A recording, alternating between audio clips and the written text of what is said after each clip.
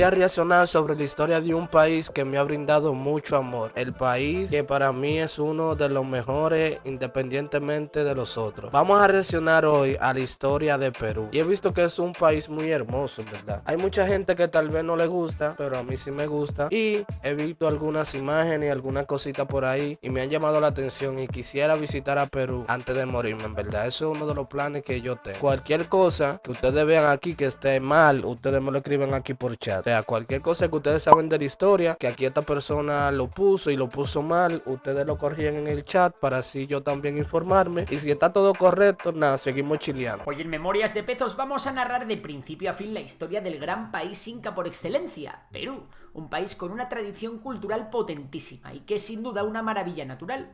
Así que nada, preparad vuestro pisco y vuestro poncho de lana de alpaca, que empezamos. Pero antes de empezar con la historia de Perú, tengo que dar las gracias a Odoo, el patrocinador.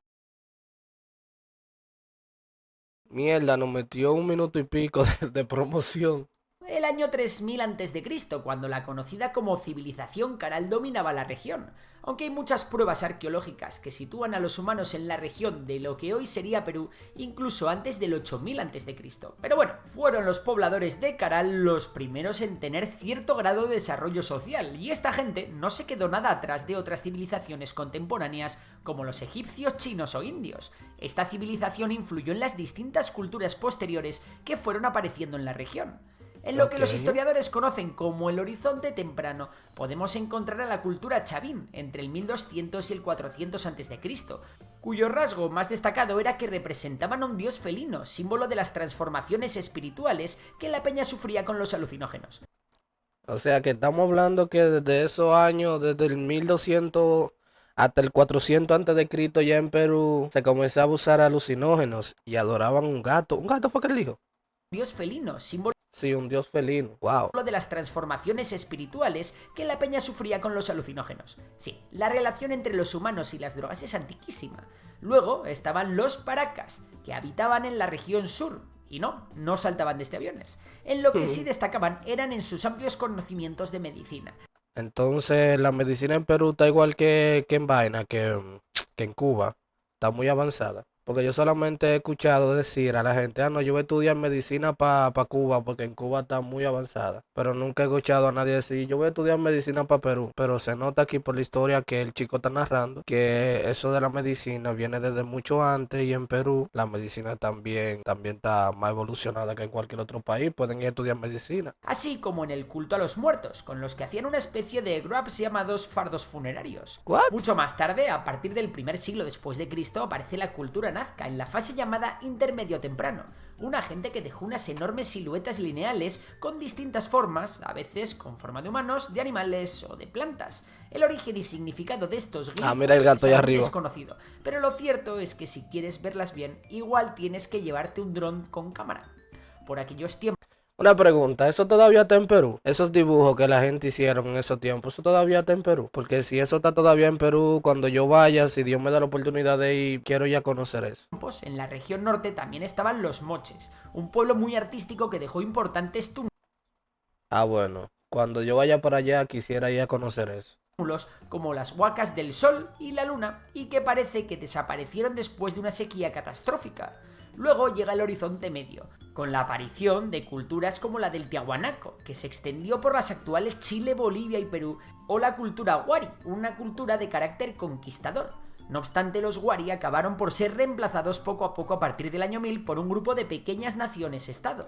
Y aún faltaba la llegada de la gente que fundaría el mayor imperio precolombino de la historia. Según la leyenda, Manco Cápac, hijo del sol, emergió del lago Titicaca para establecer una civilización próspera en el reino de Cuzco. Mango Capa me suena de algo. Mango Capa me suena de algo y creo que los muchachos de Hablando Huevada hicieron referencia en uno de sus episodios a Mango Capa. Si no estoy mal, creo que fue de ahí, sí, en verdad. Lo cierto es que no está muy claro si este tipo está basado en alguien real, pero sí se sabe que la civilización que sería llamada Inca se estableció en la zona de Cuzco entre el siglo XII y el XIII. No obstante, no fue hasta la llegada de Pachacutec y sus descendientes Tupac Inca Yupanqui Y cómo no, el mítico Huayna Cápac, cuando el pueblo incaico se extendió mediante la conquista y las alianzas matrimoniales y pasó de ser un feudo regional a un vasto imperio con más de 10 millones de súbditos, conocido como el Tahuantinsuyo. De hecho, con Huayna Cápac, que subió al trono en el año 1493, el territorio del imperio se extendió incluso hasta Ecuador y Colombia.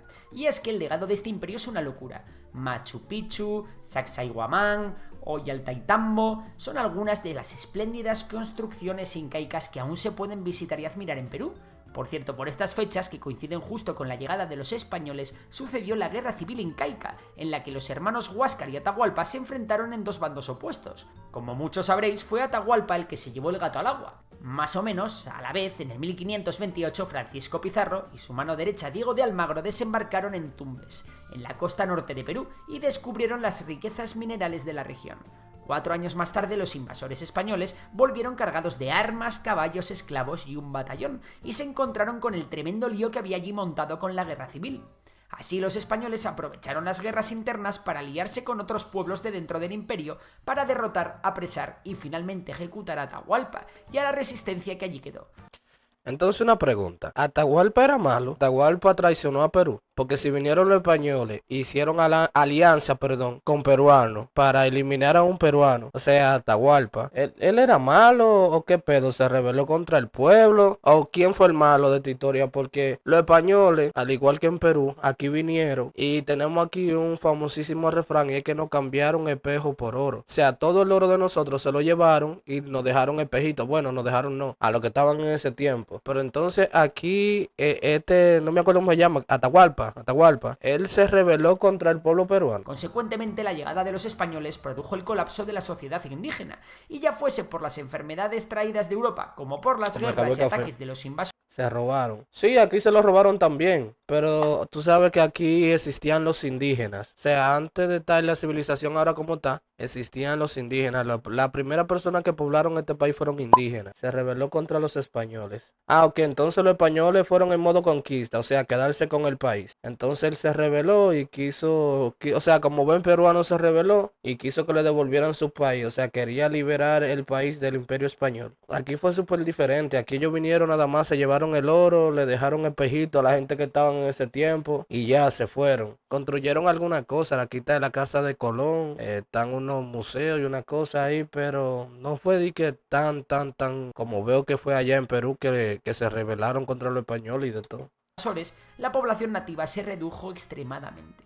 Así, sobre la base del imperio incaico se fundaron las gobernaciones de Nueva Castilla y Nueva Toledo, que acabarían por formar el extensísimo virreinato del Perú. Este virreinato estaría adjudicado desde España por el mismo rey, que entonces era Carlos I.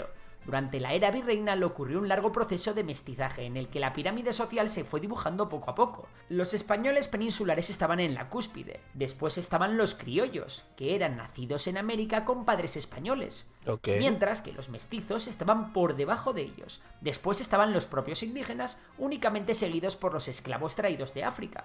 Durante el siglo XVIII del Virreinato de Perú se originaría el de Nueva Granada y el de Río de la Plata, y es que la progresiva decadencia del Imperio Español llevaría a un aumento en la autonomía de los territorios de ultramar, algo que sería revertido por la tendencia centralizadora de los nuevos gobernantes del Imperio Español, los Borbones. Con las leyes borbónicas se buscaría restar poder político a las élites de los virreinatos, así como regular el comercio interno.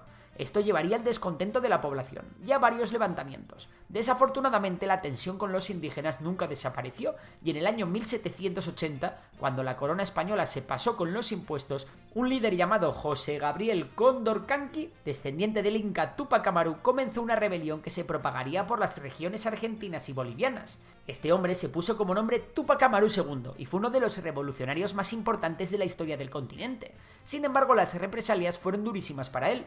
Túpac Amaru II fue torturado viendo cómo asesinaban cruelmente a su esposa. Cabrón, que te ataran a 4 caballos y que te torturaran así mientras tú ves cómo asesinan a tu esposa. La creta, por los españoles en ese tiempo no tenían compasión. Añema, loco. Hijos, para después ser el mismo. Hasta los hijos. No, diablo, en ese tiempo no había piedad con nadie, loco. Ejecutado. Una cosa horrible. y es que las revoluciones se habían puesto de moda. Recordemos que habían acontecido la Revolución Francesa y la independencia estadounidense, y Latinoamérica no iba a ser menos. Eso sí, Perú, como centro neurálgico de la corona española, se iba a hacer de rogar. Hubo muchísimos intentos separatistas a partir de principios del siglo XIX, la insurrección de Tacna, la rebelión de Huánuco o la de Cuzco, entre otros, pero ninguna triunfó. No fue hasta 1821 cuando, tras la llegada del libertador José de San Martín, que se había pegado una buena excursión por los Andes liberando Argentina y Chile, se pudo proclamar la independencia del país. Las tropas realistas españolas tuvieron que retirarse. Entonces, respóndame algo, chicos. Como José de San Martín liberó a Argentina y liberó a Chile, también liberó a Perú. ¿Él era peruano o él era argentino o chileno? En la entrevista de Guayaquil entre San Martín y el otro gran libertador Simón Bolívar, estos discutieron cómo sería el proceso de liberación del Perú. San Martín Simón Bolívar estaba ahí. A Bolívar avanzar junto a Antonio José de Sucre, Simón Bolívar, para librar victoriosamente las batallas de Ayacucho y Junín. Para el año 1824, Perú en su totalidad había conseguido su independencia. Eso sí, no todo iba a ser tan fácil. Las fronteras del país no estaban nada claras, mientras que internamente ok, él era argentino, ok. los caudillos regionales luchaban sin cesar intentando hacerse con el poder. Encima, el nuevo gobierno peruano rompió con la constitución que había sido creada por Bolívar, y posteriormente acabó por desatarse una guerra entre Perú y la Gran Colombia. Dentro de toda esta espiral de inestabilidad, también se llegó a la formación de una confederación peruano-boliviana en el 1836, que únicamente duró 3 años. Tras esta etapa se lió una guerra entre Perú y Bolivia, en la que el caos era el pan de cada día. No fue hasta la llegada de 1845, con la presidencia de Ramón Castilla, cuando la cosa empezó a mejorar. ¿Y esto por qué? Pues bueno, ¿sabéis lo que es el guano? Pues básicamente es caca de pájaro. Resulta que durante estos años la explotación de los recursos de guano aportaron un montón de beneficios como fertilizantes en el mercado internacional. Después de la revolución industrial, la población mundial creció un montón, y para alimentar a tanta gente, mejorar los cultivos fue muy necesario. De esto Perú sacó gran ventaja. Con el boom del guano, Ramón Castilla aprovechó para mejorar el país, aboliendo la esclavitud, liquidando la deuda y creando un sistema de escuelas públicas. El tío fue presidente de Perú 3 veces más, y la importancia para el país fue tal que su cripta se halla en el panteón de los próceres del Lima. Eso sí, tras la muerte de Castilla el país volvió al caos, y mientras tanto estaba ocurriendo una escalada de tensión con Chile, que tenía como objetivo el control de las tierras del desierto de Atacama, ricas en nitrato. Perú y Bolivia, también como aliadas, se prepararon para la guerra, pero lo cierto es que poco pudieron hacer. Había comenzado la Guerra del Pacífico y los chilenos, que además contaban con apoyo británico, lo tuvieron bastante fácil. Así Perú perdió Tarapacá, Arica y Tacna al sur, mientras que Bolivia perdió... O sea que Perú era más grande de lo que conocemos ahora mismo. Perú perdió 3, bueno, no sé si es ciudades o bueno, no sé. Pero bueno, Perú perdió 3 territorios grandes. O sea, Perú era más grande que lo que conocemos hoy como Perú. Ñema, pero ¿por qué a esa gente le gustaba invadir tanto espacio y robar? Sí, Chile no quitó. Wow. Perdió incluso una región costera que hasta entonces poseía. Tenéis un vídeo de esta guerra en el canal, por si os interesa. Tras la guerra llega el periodo conocido como Recuperamos Tacna. Mira la explicación de Alan García. Sí, la voy a ver, la de Alan García ahora terminando esta. Escríbeme por aquí cómo se llama, o así mismo, Alan García hablando de la historia de Perú. Recuperamos Tacna, ok. Reconstrucción Nacional en 1884, donde la República Peruana inicia su resurgimiento político, social y económico. Este último está muy apoyado en la explotación del caucho y del petróleo de la costa norte, así como de la exportación de azúcar y algodón. Una inicial y próspera república aristocrática que estaría regida consecutivamente por Nicolás Piérola, José Prado y Guillermo Beillinghurst, sería seguida por el golpe de estado de Augusto Leguía, tras el cual se establecería un gobierno duradero y dictatorial, conocido como el Oncenio, en el que se resolverían los litigios territoriales con Colombia y Chile. Tras Leguía, Sánchez Cerro daría otro golpe de estado. El tipo aparentemente fue asesinado en un... En el mapa del Chile parece la caca de Perú. Ok. contexto en el que los movimientos de izquierdas y el comunismo habían emergido con mucha fuerza. Un ejemplo de esto fue la formación del ARPA, la Alianza Popular Revolucionaria Americana. Así comenzó en Perú una escalada de tensión y una crisis socioeconómica en la que constantes gobiernos civiles o militares iban y venían, mientras que iban apareciendo revolucionarios al calor de los nuevos partidos políticos. En 1968 empezó lo que se conoce como el Gobierno Revolucionario de la Fuerza Armada, una dictadura militar liderada por Juan Velasco Alvarado, que promovió reformas de carácter nacionalista y de izquierda, que tuvieron un impacto profundo en la sociedad peruana. Esta fase, que duró más de 10 años, no tuvo un efecto tan transformador en la economía del país, que se vio sumida en una seria crisis. Y tras esta fase llegó la década de los 80, en la que los gobiernos posteriores fueron el agravante de lo que ya se veía venir.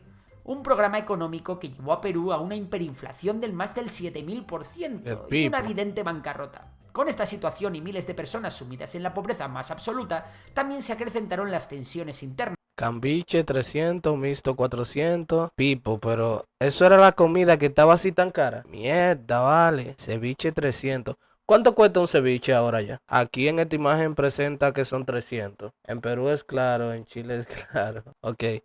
Entonces, si hablamos que el ceviche en ese tiempo costaba 300 y mixto 400 soles, ¿cuánto cuesta un plato de ceviche ahora? Porque en ese tiempo la economía de Perú se vio afectada, claro, él mismo lo dijo, en bancarrota casi, pero que tenía un negocio de eso de comida, era rico, multimillonario entonces allá. Porque si tú vendes, digamos, que tal vez 5 platos al día de ceviche a 300, que es lo más barato que veo aquí. Los otros están 300 igual, eso es lo más barato. Tú te hacías de un dinero diario. En ese tiempo la moneda del Perú era otra. Ah, ok, no era el sol peruano. Ok. Y el terrorismo de los partidos extremistas campaban a sus anchas por las tierras peruanas. Ya entrando en la década de los 90, con el país sumido en el caos, dos contendientes a la presidencia históricos se enfrentaron por el cargo. El primero era Mario Vargas Llosa, el prestigioso novelista. Por otro lado estaba un agrónomo de origen japonés llamado Alberto Fujimori. Ganó el último, y esto cambió el país. Fujimori dio un autogolpe de estado en 1992, disolviendo el Congreso y formando uno totalmente nuevo con sus aliados dentro. Cabe decir que esto no supuso un gran drama para la historia de Perú, ya que la población estaba acostumbrada a este tipo de sucesiones de caudillos. Así, o sea que eso fue como un día más en Perú lo que él hizo. La gente en ese tiempo dijo, ah, no, ya un día más. Depende de los restaurantes, lo más barato que hay de $1.50 y la que la venden en carretillas. Pero $1.50 no es tan caro. ¿Cuánto es $1 allá en Perú? Es más, vamos a redondearlo a $2. ¿Cuántos son $2 allá en Perú? Oye Siri, ¿cuántos son $2 en soles peruanos?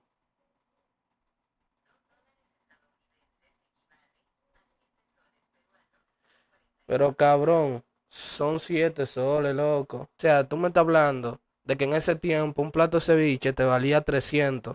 A diferencia de ahora que te vale 7, mucha la diferencia. Fujimori fue un mandatario controversial que adoptaría una nueva constitución en el 1993 y que tuvo un gobierno de derechas férreo y efectivo en algunas cosas. El hombre mantuvo intacta la soberanía del país, se enfrentó al terrorismo y orientó la economía del país hacia un modelo liberal, algo parecido a lo que haría Uribe en Colombia más adelante. No obstante, también cometería los mismos errores fatales, cayendo en el autoritarismo y en casos de corrupción muy pero que muy serios. Miren este encabezado. Cayendo en el autoritarismo y en sí, soy corrupto. casos de corrupción muy pero que muy serios. Posteriormente el tío además fue declarado culpable de ordenar ejecuciones extrajudiciales, además de sobornos, espionajes y demás fechorías. Ah, pues ese parece a un presidente que tuvimos aquí en República Dominicana, el señor Rafael Leonidas Trujillo. Ese fue un dictador súper heavy aquí en República Dominicana. Antes me cuentan mis abuelos que en el campo trabajaban todo el día por 2 soles. Imagínate que trabajar en el campo, que es un trabajo súper forzado, para que te den 2 soles. Imagínate si eso era en los tiempos que estaba esa comida a 300, loco. ¿Cuántos días no tenían ellos que trabajar y pasando hambre para comprarse un plato de ceviche para juntar esos 300 soles, loco? O 300, no sé cómo se llamaba la moneda en ese tiempo. Pero bueno. Al final acabó siendo un desastre. Finalmente entramos ya en el siglo XXI con un Perú democrático, inmerso en una era de bonanza, aunque con mucha inestabilidad política, y sobre todo una gran polarización. Y lamentablemente, como suele suceder en Perú, corrupción. Mucha corrupción. En todos los países hay corrupción. corrupción. La sombra del fujimorismo no llegó a desaparecer nunca, con la presencia política de la mismísima hija de Fujimori, Keiko Fujimori, Tras la pandemia se llegó a una delicada situación en la que estalló una crisis sobre la que tenéis un vídeo dedicado en el canal. Os podéis pasar a verlo y así acabáis con la historia de Perú. Por lo demás nada, espero que os haya gustado este vídeo. Si es así, porfa darle a like, compartidlo. Ok, entonces, si la hija de Fujimori entró a ser presidenta antes de la pandemia y fue presidenta durante la pandemia, ¿en qué año fue que entró Castillo a gobernar?